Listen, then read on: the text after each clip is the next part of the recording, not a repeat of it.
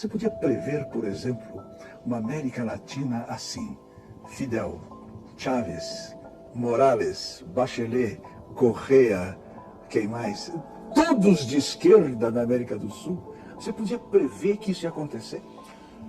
Prever não, mas nós já lutávamos por isso e já trabalhávamos por isso, inclusive porque nós criamos o Fórum de São Paulo, que lutava para isso. Depois criamos ainda um grupo de Marbella, que é o nome da cidade, do hotel onde nós fomos no Chile, que se reuniu. Todos depois foram eleitos presidente da República. Todos foram. Todos.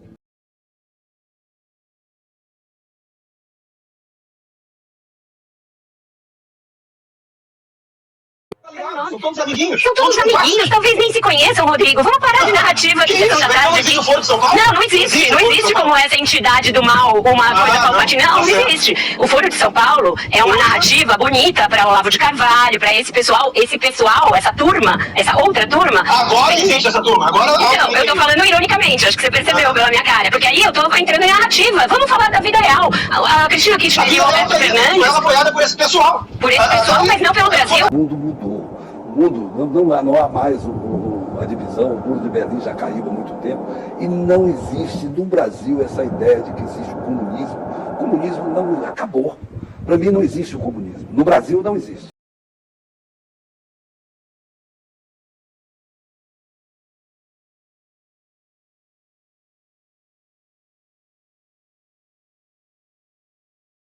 E acredito que esse modelo só poderá ser possível, Carlos, na medida em que a gente tente adaptá-lo à realidade cultural de um povo, às experiências de luta de um povo.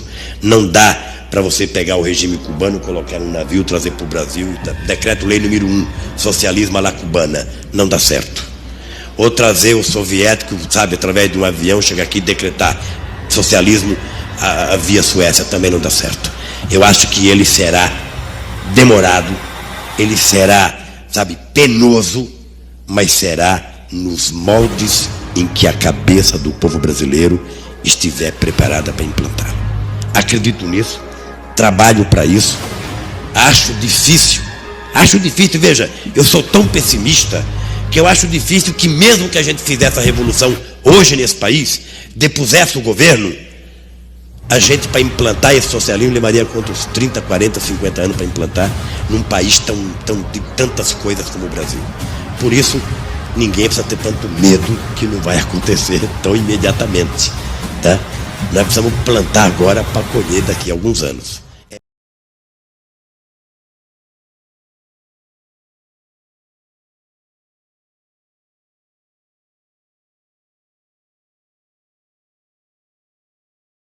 O Lula não roubou 6 trilhões de reais do Brasil para gastar nos puteiros, para ir comer pato numerado no Ritz, para comprar joias para as amantes dele.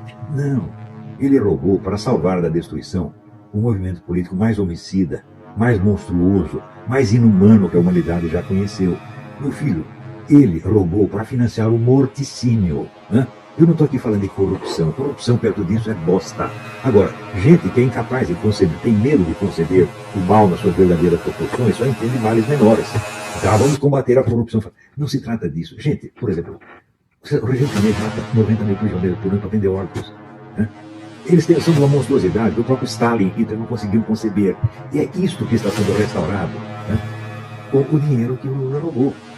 No 15º aniversário do Foro de São Paulo, as Farc enviaram ao Lula uma mensagem cumprimentando, agradecendo por ter salvado da destruição o movimento comunista no continente. Então, o roubo em si tem muito menos importância do que o motivo do roubo. Não é o quanto ele roubou, é para que ele roubou. Ele não roubou para torrar dinheiro, ele não roubou para ir nos puteiros, para ter mão de amante. Não, ele roubou para financiar morticínio, genocídio, assassinatos em massa, uma monstruosidade indescritível.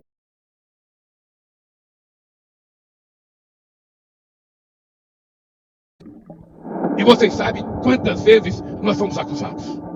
Vocês sabem quanta difamação e quantos ataques pejorativos se faz contra a esquerda na América do Sul. Nós não somos vistos pela extrema-direita fascista, nem do Brasil e nem do mundo, como organizações democráticas. Eles nos tratam como se nós fôssemos terroristas. Eles nos acusam de comunistas, achando que nós ficamos ofendidos com isso. Nós não ficamos ofendidos. Nós não ficamos ofendidos.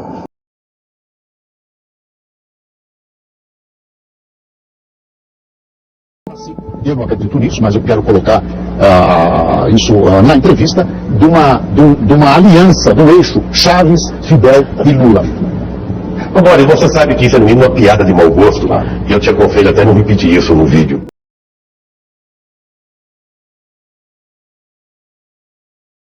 Em 1990, quando criamos o Fórum de São Paulo, nenhum de nós imaginava que em apenas 2 décadas chegaríamos onde chegamos.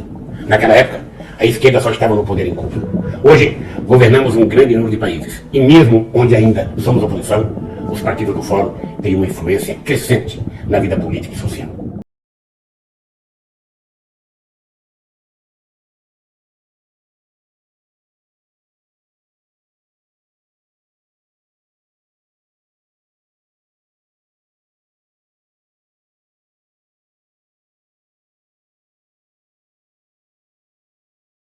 Se nos chamasse de nazista, de neofascista, de terrorista, comunista, de socialista, nunca. Isso não nos ofende. Isso nos orgulha, muitas vezes. E muitas vezes nós sabemos que merecemos esse tratamento.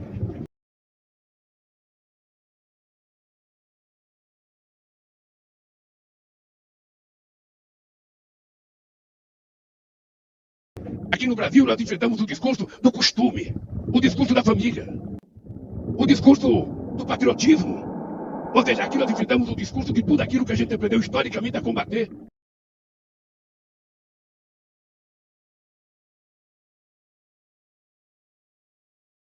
O Foro de São Paulo virou sinônimo de comunismo. Foi o Olavo de Carvalho nos artigos que ele escrevia. Foi ele que levantou essa bola e conseguiu fazer do Foro de São Paulo o elemento que ligava o comunismo ao PT. Lo hablaba con el presidente Lula da Silva por teléfono el otro día. Lo hablaba personalmente con el presidente Gustavo Petro. Lo hablaba con el presidente de Argentina, Alberto Fernández.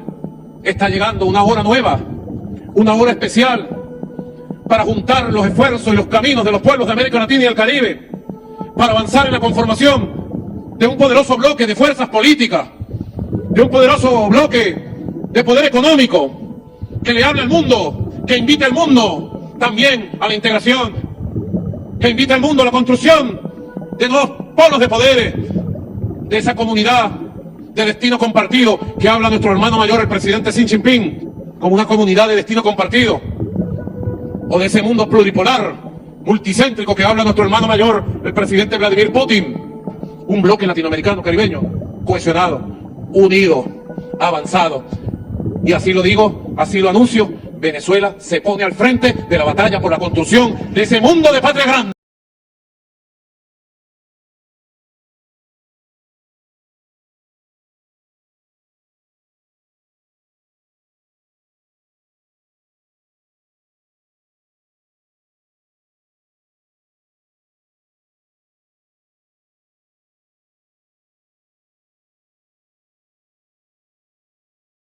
Quantos anos você passaram ouvindo dizer que o Maduro era um homem mau? Muitos anos, muito.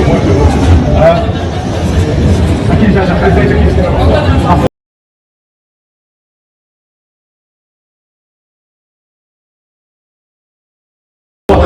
A Celso Amorín, con el cual me reuní, en lo fundamental, que hay varias oposiciones.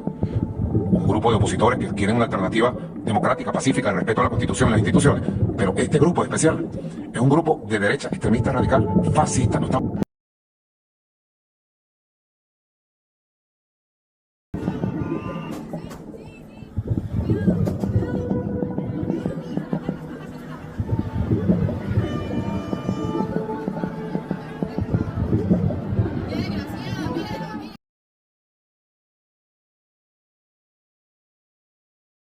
Eu acho, companheiro Maduro, que é preciso você saber a narrativa que se construiu contra a Venezuela. Da antidemocracia, do autoritarismo, sabe? Então eu acho que cabe à Venezuela mostrar a sua narrativa para que possa efetivamente fazer pessoas mudar de opinião. Con la capacidad de respuesta, de reacción de la Unión Cívico-Militar-Policial, resolvimos con la Constitución y en paz el brote fascista. Tenemos 2.000 presos capturados y de ahí van para Tocorón y para Tocuyito. Máximo castigo. Justicia.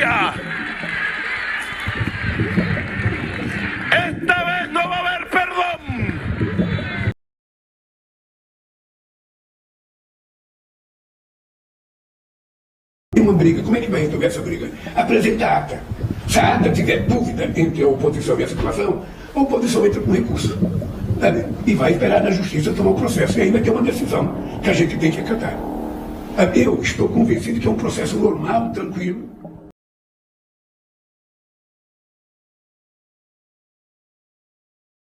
Yo recibí la invitación para asistir en 1995 al Foro de San Pablo y una de las personas a las que conocí fue, en aquella ocasión yo conocí a Lula, entre otros.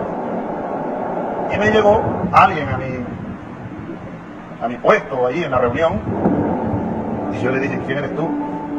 Raúl Reyes, uno de los comandantes de las Fuerzas Armadas Revolucionarias de Colombia. Eu andava aí perguntando do PT e do Venezuela, da vida clandestina dele, o que ele fez, que estava em Cuba e tal. Aí o DDC tentou explicar, eu falei pro jornalista, não perguntem o que nem nós do PT sabemos. Você falou na coletiva? Postura do candidato e preparação da política. E preparação da política. Dá licença, sua cadeira está aqui. O democrata, o Congresso americano, que ia ligar para ele no dia seguinte para hipotecar a política. Já se organizar, porque depois do Bush. Domingo o Fox quer falar com o Lula, porque a informação do Fox tem, do prédio aqui. Você está gravando isso aí, gente? De quem é esse pessoal? Não, é o pessoal do João, do documentário. De João. João Salles. João Salles. Está combinado com o Tá bom, já. Está combinado com o documentário a gente vai fazendo. Vamos deixar para discutir. Vamos tentar discutir for altamente sigiloso, vamos deixar para discutir. Eles vão fazer uma cena e vão embora, não é isso? Então vamos deixar para discutir Eles são de confiança absoluta, mas não existe confiança absoluta porque a fita do Lula sobre Pelotas acabou na do nosso mundo. Tudo bem, mas não existe no Brasil. É guardado num cofre todo dia. Vai nessa. Vai nessa. Se soubesse que onde eu estou, se soubesse que eu tenho nas outras campanhas, eu não falaria isso. Gilberto Carvalho. Para com isso. do tempo que ninguém há uma hipótese efetiva e a gente talvez não. Eu diria, na minha opinião, a gente tem 60% de chance de não ganhar e 40% de ganhar. O que a gente quer conquistar? É uma fatia muito pequena de 3% a 5%, que é o quase nulo. Né? Então, esse eleitorado, a gente tem que ter um cuidado muito grande com a sua postura. Por quê? Porque, por exemplo, o sindicalista espanta ele. Ele é o ex-sindicalista, você não é o sindicalista. Ele não quer o líder, o otimista, o que vai dar o jeito do Brasil, o tranquilo, o que não agride ninguém. O mensalão você teve praticamente 80% de decisão política e 20% de decisão jurídica. Os homens da sua confiança estavam envolvidos? Não se trata de gente da minha confiança. Não se trata de gente da minha confiança. Eu queria que você repetisse o que você disse sobre o que era o projeto, como você definiu na última conversa, porque isso ajuda a configurar a existência da quadrilha. O que eles queriam? Claro, eles queriam, olha, o que eles queriam era criar um congresso paralelo. Né? Então você tem, segundo a divisão, né, do coleguinha Montesquieu, você tem a divisão dos 3 poderes, né? O que eles queriam era anular um poder, era o executivo se organizando, entendendo uma quadrilha, para comprar uma fatia do congresso e ter um congresso do B. Ter um outro congresso, de maneira que você torna a democracia, o processo democrático irrelevante. Isto faz parte de um processo, de um projeto, atenção, é grande, das esquerdas latino-americanas, que estão organizadas no Foro de São Paulo. Isto não é paranoia. Durante muito tempo, quem falava do Foro de São Paulo era Olavo de Carvalho, Reinaldo Azevedo, mais 2 ou 3 malucos. Não, ele existe, o Foro de São Paulo existe.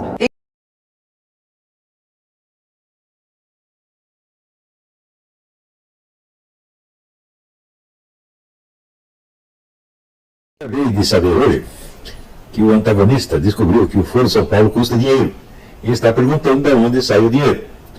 Eu estou falando disso desde a década de 90. O Foro de São Paulo é a maior organização política que já existiu no continente latino-americano. Eu acho que mesmo nos Estados Unidos há uma organização que reúne 200 partidos políticos e mais quadrilhas de narcotraficantes, sequestradores, etc, etc. É um negócio monstruoso. E eu estou levantando esse problema desde a década de 90, para jornalistas e para um público de militares. Na época, os militares reconheceram até algum mérito que eu estava fazendo, até me deram a medalha do pacificador por isso. Mas os militares que vieram depois, eles não ligam, não. Até o general Mourão, ele se gaba de não prestar atenção no que eu digo, como se fosse uma prova de superioridade. Eu nem ligo para esse cara, não ouço o que ele fala. Olha aqui, general, se o senhor tivesse prestado atenção, o senhor teria sabido das dimensões do Foro de São Paulo 20 ou 15 anos atrás, tá certo?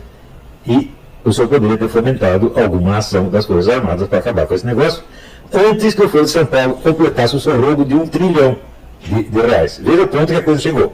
Eu já naquela época explicava o seguinte, que a ascensão do PT não teria características evidentes, vamos dizer, visíveis, de um partido socialista no poder, porque a função do do PT no poder era fornecer dinheiro para o movimento comunista no restante da América Latina. Eu já dizia isso desde a década de 90, por análise que eu fiz, era muito claro que o negócio seria esse.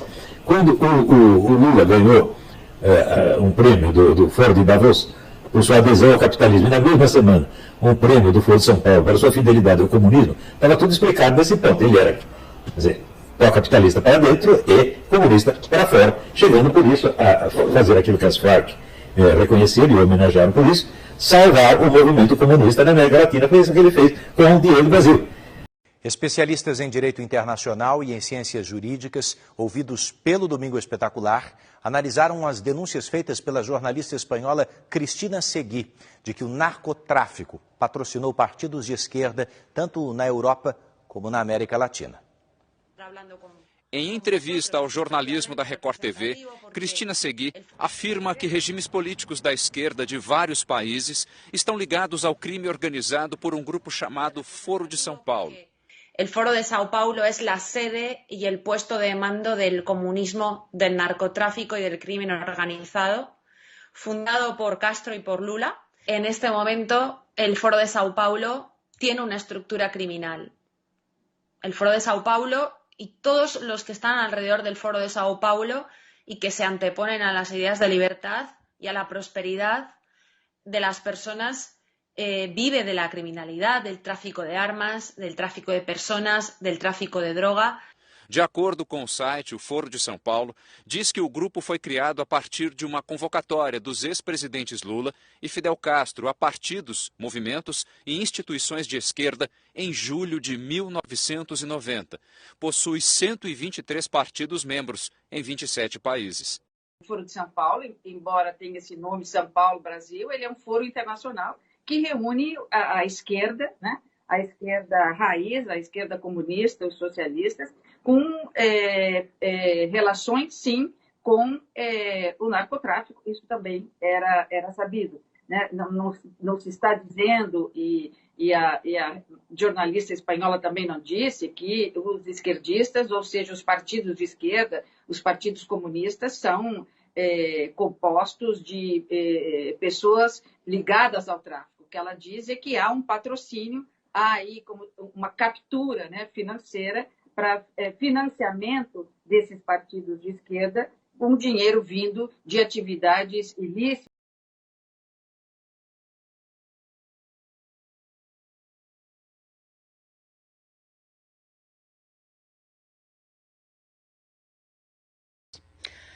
Sobre Venezuela, o senhor considera que ali reside uma democracia ou uma ditadura? A Venezuela não é o meu modelo de democracia. Mas é uma ditadura? Olha, ou é uma democracia? Eu queria muito que o senhor qualificasse, porque ao senhor qualificar, eu consigo entender muito do seu pensamento. Se o senhor não qualifica, fica a impressão de que o senhor está evitando dizer que não é o meu coisa modelo, ou outra. não é o meu modelo de democracia.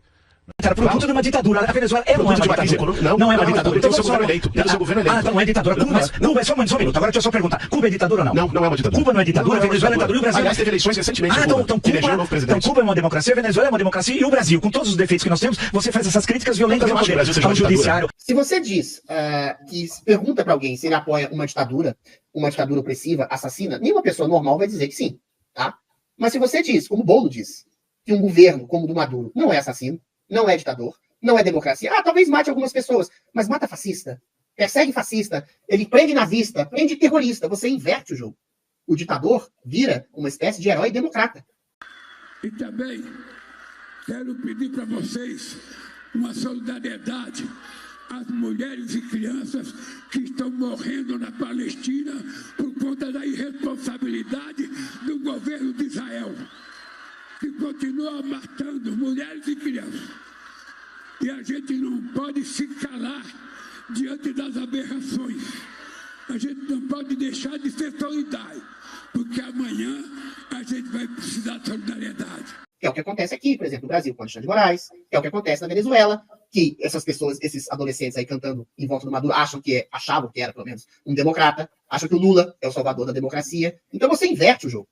É o que acontece no Brasil, que tem uma ditadura do judiciário, que diz que está prendendo, censurando, massacrando pessoas que estavam querendo um golpe, pessoas que estavam querendo uma ditadura. Para isso eles fazem uma ditadura. é a lógica da esquerda. Você subverte a realidade. Você transforma os oprimidos em potenciais opressores. Ah, não, você está prendendo aquela pessoa, você está colocando aquela pessoa no paredão, mas aquela pessoa é um potencial fascista, é um potencial nazista, é um potencial racista, homofóbico, xenofóbico. Essa pessoa é que está impedindo a ascensão da democracia, não é? Então, eventualmente, você junta a fala invertida do Boulos, a fala invertida do próprio Marco Antônio Villa, que hoje é um capacho da ditadura lula-petista em conluio com o STF, e você convence as pessoas de que você é um democrata. Esse é o discurso de subversão da realidade e manipulação da realidade e lavagem cerebral desde a mais tenra infância, passando pelas universidades, até chegar à propaganda política em massa, que promove ditaduras como se fossem democracias e querem impedir a ascensão do fascismo. Os fascistas, que eles chamam de fascistas, são, na verdade, os verdadeiros oprimidos, perseguidos. Somos nós, Marco Antônio. Eu, você, o Didi, o André, todo mundo que está inquieto, todo mundo que está preso, todo mundo que está censurado, todo mundo que está perseguido. É a inversão da realidade do discurso da esquerda que produz isso.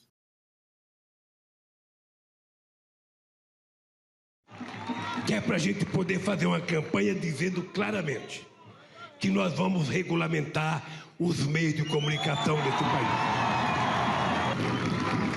Portanto, gente,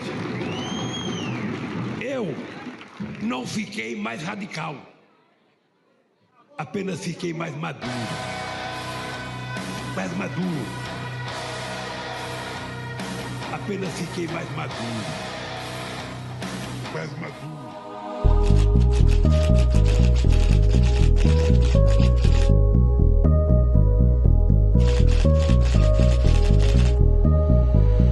In 1990, from a seminar promoted by the Workers' Party of Brazil, an international organization called the São Paulo Foro was founded. Among the leftist parties of Latin America were figures such as the current President Lula da Silva and the dictator Fidel Castro. This organization started electing presidents and politicians in the name of promoting Latin American integration. By integration, we are talking about the implementation of socialism. The São Paulo Foro has already promoted meetings with groups such as the Revolutionary Armed Forces of Colombia, which was considered a terrorist group by the United States, Canada, and the European Union. Since then, a lot has happened. Lula was imprisoned along with numerous top members of his party, as my colleagues here already said. We have to talk about Lula's connection with Venezuela. Between 2004 and 2013, none of the more than 45,000 rulings of the Venezuelan Supreme Court were against Hugo Chavez dictatorship. This enormous sum of legal resolution was studied by the lawyer Antonio Canova in the book The Supreme Court of Justice at the Service of the Revolution. In addition to this, the Venezuelan Supreme Court stripped opponents of their parliament immunity, assumed the functions of parliament, and its electoral tribunal has disqualified all opponents capable of confronting Maduro.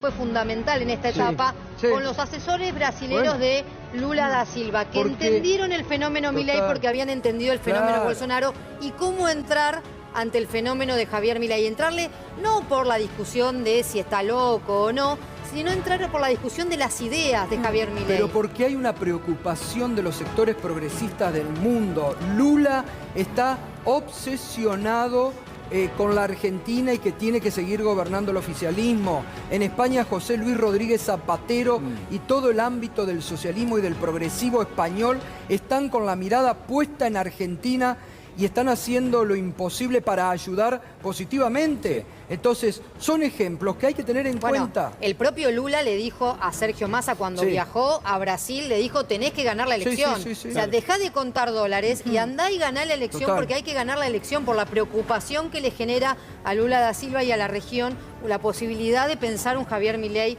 ganando la elección. Denme un segundo. También Sergio.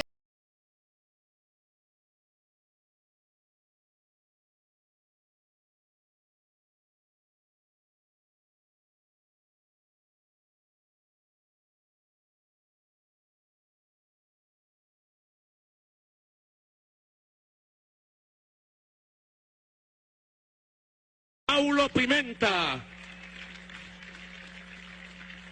Señor presidente, Trago um abraço a vocês de Luiz Inácio Lula da Silva. Trago também um abraço da presidenta legítima do Brasil, Dilma Rousseff.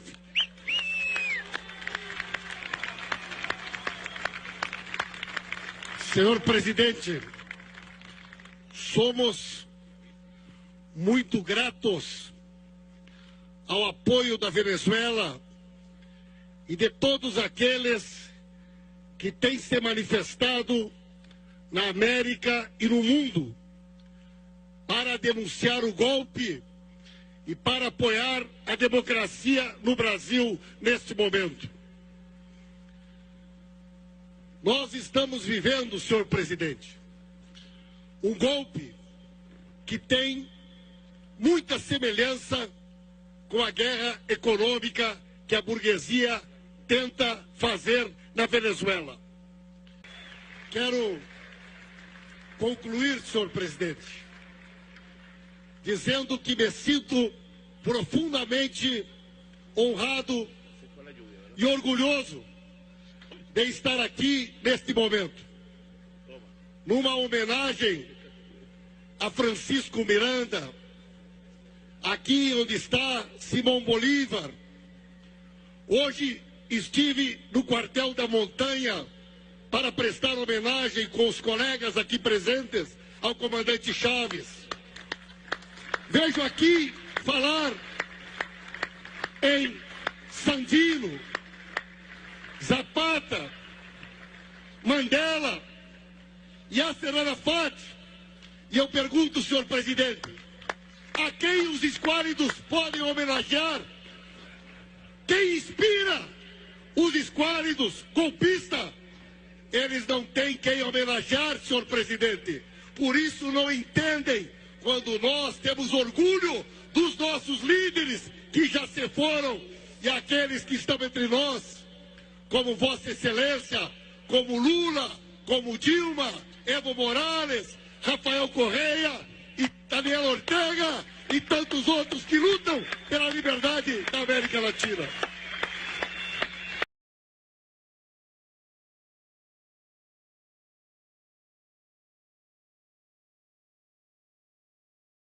Agora, quando começaram as denúncias de corrupção, todo mundo tratava isso como se fossem crimes comuns, ou desvios, políticos desonestos que estão roubando, etc. E eu já dizia, não é nada disso. Isso é um vasto plano de ocupação do continente inteiro pelo comunismo.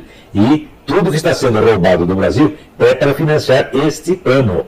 Eu já dizia isso na década de 90. Já pensou, Renan, se o senhor tivesse prestado atenção no que eu dizia, ou pelo menos que prestasse atenção uns meses atrás, já teria sabido tudo isso. Então, o senhor se gabado que não presta atenção, quer dizer, tem essa atitude assim, vaidosa de afetação de desprezo, eu perguntaria, isso não é uma omissão? O senhor não foi omisso? Outros que também se gabam e não prestam atenção no que eu estou dizendo, também não estão sendo omissos? Tá certo? E isso aí é legal, é decente? Os senhores pensaram nisso aí, né? Quanto ao pessoal do antagonista, eu acho impressionante, quer dizer, eles descobrem a notícia depois que a notícia está completando 30 anos. O Foro de São Paulo está completando 30 anos.